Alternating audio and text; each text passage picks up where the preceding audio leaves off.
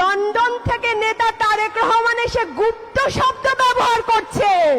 সংরক্ষিত নারী আসনে জোটভিত্তিক বন্টনে জামায়াতে ইসলামী ও তাদের মিত্রদের ভাগে পড়েছে 13টি আসন। এই সমীকরণে আলোচনায় উঠে এসেছে জামায়াতের পক্ষ থেকে উপহারের আসনগুলো।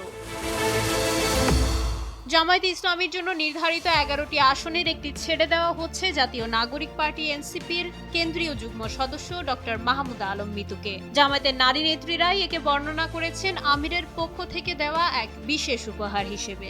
একই উপহার পাচ্ছেন জাগপার ব্যারিস্টার তাসমিয়া প্রধানও।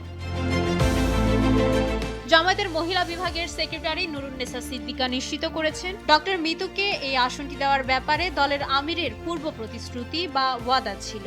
রাজনৈতিক মিত্রতার এই নিদর্শন দলের পক্ষ থেকে একটি বড় রাজনৈতিক শিষ্টাচার হিসেবেই দেখা হচ্ছে। কেবল মিত্র দলই নয়, জামায়াতের একটি আসন বরাদ্দ রাখা হয়েছে শহীদ পরিবারের জন্য। উত্তরায় পুলিশের গুলিতে নিহত শিশু জাবির ইব্রাহিমের মা সহ বেশ কয়েকজনের নাম রয়েছে বিবেচনায়, যাদের মূল কাজ হবে সংসদের শহীদদের অধিকার ও জুলাই বিপ্লবের স্পিরিট নিয়ে কথা বলা।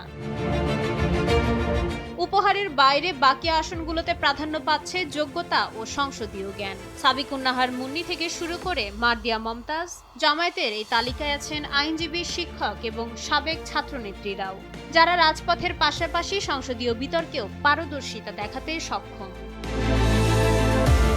আগামী 21 এপ্রিল নির্বাচন কমিশনে মনোনয়ন জমা দেওয়ার শেষ দিন। জোটের রাজনীতিতে জামায়াতের এই আসন উপহার দেওয়ার কৌশল ভবিষ্যতের রাজনৈতিক মেরুকরণে কি প্রভাব ফেলে সেটিই এখন দেখার বিষয়। মাইশা মালিহা, সময়ের আলো।